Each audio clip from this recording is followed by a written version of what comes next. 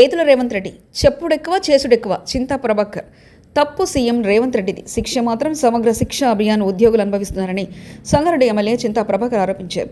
Sangareddy collectorate పక్కన సమగ్ర శిక్ష అభియాన్ ఉద్యోగుల రిలే నిరాహార దీక్షలో ఎమ్మెల్యే చింతా ప్రభాకర్ పాల్గొని వారికి మద్దతు తెలిపారు. చింతా ప్రభాకర్ కామెంట్స్ చూద్దాం. ఎన్నికల సమయంలో రేవంత్ రెడ్డి అడ్డగోలు హామీలతో అన్ని వర్గాల ప్రజలను మోసం చేసి గద్దెనెక్కారు.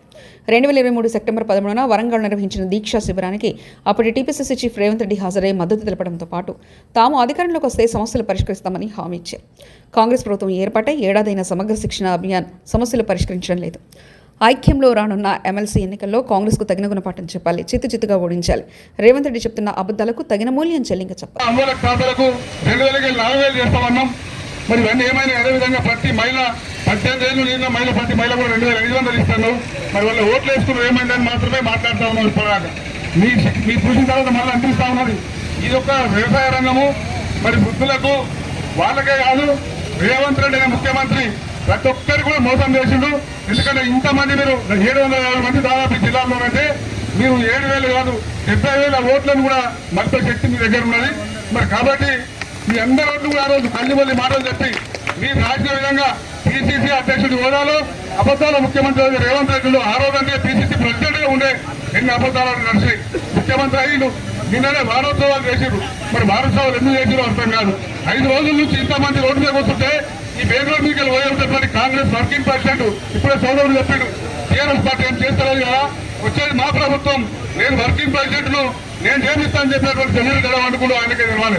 జగ్గారెడ్డి కూడా చెప్తా ఉన్నా మీకు వెళ్ళి సంగారెడ్డి జిల్లా ఇచ్చినావు, సంగారెడ్డి శాసనసభ్యులుగా 3 సార్లు గెలిచినావు. ఈసారి మీ భార్య కూడా అత్యంత పదవి ఇచ్చినారు. అవన్నీ మీ పదవి నీకు ఉద్యోగం వస్తుంది అనుకోదు. నువ్వు వచ్చి నీ ముఖ్యమంత్రిని ఒప్పిస్తావా మెప్పిస్తావా? పిసిసి కార్యాలయంలో కూర్చొని నీ కాంగ్రెస్ పార్టీ నాయకుల మీద కాదు ముఖ్యమంత్రిని ఒప్పించి సంగారెడ్డి జిల్లాకు న్యాయం చేయాలని చెప్పి కూడా మేము జగ్గారెడ్డిని డిమాండ్ చేస్తా ఉన్నాం. దామోదర్ రాజనరసింహ జిల్లా మంత్రి, ఆయన కూడా చాలా ప్రెసిడెంట్ చూస్తా ఉన్నాం. నేను గతంలో మంత్రి ఉన్నప్పుడే మొత్తం విద్యాక్షేత్రాన్ని కూడా జిల్లాకు తీసుకొచ్చిన అంకోలు తెచ్చిన అని చెప్తా ఉన్నాడు. అయ్యా దామోదర్ గారు చాలా సంతోషం, నువ్వు వాళ్ళ యూనివర్సిటీ కట్టించుకున్నావు, కేజీబీ పాఠశాల కట్టించుకున్నావు, సంతోషం. మన జిల్లాకు చేసినావు. ఈ జిల్లాలో ఉన్నటువంటి 750 కుటుంబాల రోడ్డు వచ్చినాయి. నువ్వు రాష్ట్ర మంత్రి, గతంలో ఉప ముఖ్యమంత్రిగా పనిచేసినావు. మరి ఎందుకోసం నీ ముఖ్యమంత్రి ఒప్పించలేకపోతా ఉన్నావో ఒకసారి ఆలోచన చేసుకోవాల్సిందిగా దామోదర్ గారికి సూచన చేస్తా ఉన్నాం. తప్పకుండా టీఆర్ఎస్ పార్టీ నిన్ననే హరీష్ సిద్దిపేట శంకర్ పూరించారు. మీ సమస్య పరిష్కారం అయ్యేంత వరకు కూడా టీఆర్ఎస్ పార్టీ మీ వెంట ఉంటుంది. 16 జరిగే అసెంబ్లీలో మిమ్మల్ని నిలదీస్తామని చెప్పి కూడా నిన్ననే హరీష్ అన్న చెప్పిండు. అన్న మాటల్ని మరి హరీష్ అన్న అనాయుగా, హరీష్ అన్న నమ్మకస్తుడిగా మీరందరూ ఓట్లేసి అంటే సంగారెడ్డి ప్రాంతంలో ఓట్లేసి గెలిపించిన శాసనసభ్యుడిగా మీ సమస్య పరిష్కారం కూడా ప్రభాకర్ నాయకత్వంలో శాసనసభ్యులే కాదు ప్రభాకర్ జిల్లా పార్టీ అధ్యక్షులు కూడా వాళ్ళందరూ జిల్లా వారు ఉన్నారు. తప్పకుండా వారి నాయకత్వంలో మేమందరం కూడా రేవంత్ రెడ్డి సమస్య పరిష్కారం చేసేంత వరకు జగ్గారెడ్డి కూడా మీకు వచ్చి ఆదించేంత వరకు కూడా మీకు సపోర్ట్ గా మేముంటాం. ఎంతగానైనా తెగిస్తామని చెప్పి కూడా ఈ సందర్భంగా మీకు హామీ ఇస్తా ఉన్నాం. ఒకటే ఒక డిమాండ్ రెగ్యులర్ చేయాల్సిందే. ఎందుకంటే తెలంగాణ రాష్ట్రం ఏర్పడేదాక కేసీఆర్ గారు ముఖ్యమంత్రి అయ్యాక చాలా నోటిఫికేషన్లు ఇస్తే వాళ్ళకి సర్టిఫికేట్లు ఇచ్చి నేరుతో కలిసి అని చెప్తున్నాం ముఖ్యమంత్రి. మరి ఇవాళకి రెగ్యులర్ చేయడానికి ఎందుకు నీకు చేతనైతే లేదు. నేను 35,000 ఉద్యోగాలు ఇచ్చానని చెప్తా ఉన్నాను. ఉన్న ఉద్యోగాలు ఎందుకు మీరు న్యాయం చేస్తారో సమాధానం చెప్పాలి రేవంత్ రెడ్డి గారు. కాబట్టి ఈ అబద్ధాలు 2 రోజులు పడతాను నడవని రేపు తొందరనే ఎమ్మెల్సీ ఎన్నికలు వస్తున్నాయని మీకు ఒకటి చెప్తా ఉన్నా.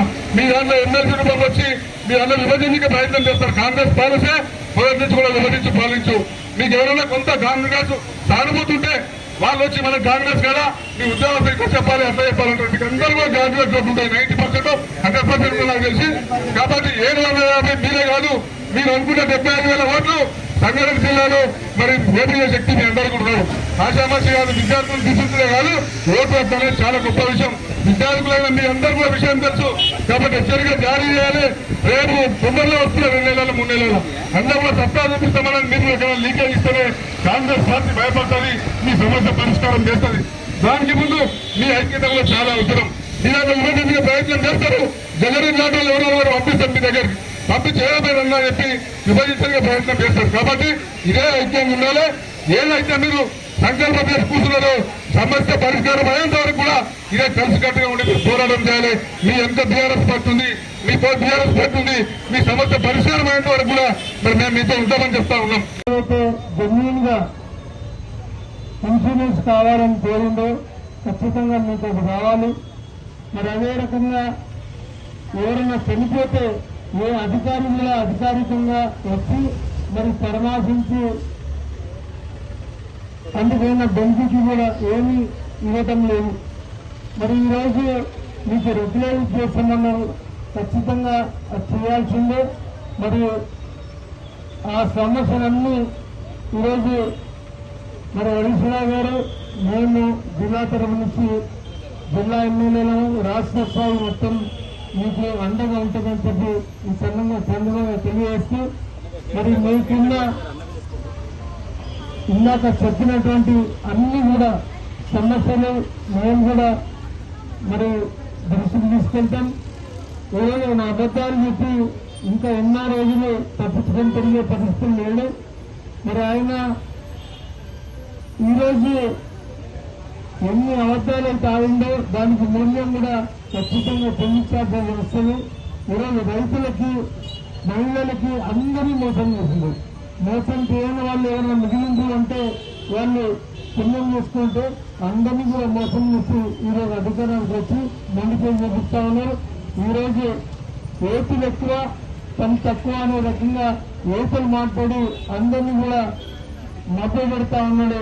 ఖచ్చితంగా మీరందరూ కూడా మీ అభిప్రాయాలు ఏకాభిప్రాయం నుంచి మీరు కలిసి ఉండాలి, కలిసి ఉంటేనే నిలిచింటారు కాబట్టి, విడిపోతే పడిపోతారు కాబట్టి ఎట్టి పరిస్థితుల్లో మేము మీకు అండగుంటామని తెలియజేస్తూ మీకున్న సమస్యల పరిష్కారానికి మీరు అవకాశం మీ చేతుల్లో ఉంది. ఖచ్చితంగా ఈ ప్రభుత్వానికి తగిన బుద్ధి చెప్పే అన్ని కూడా సమస్యలు మీ చేతుల్లో ఉంటాయి.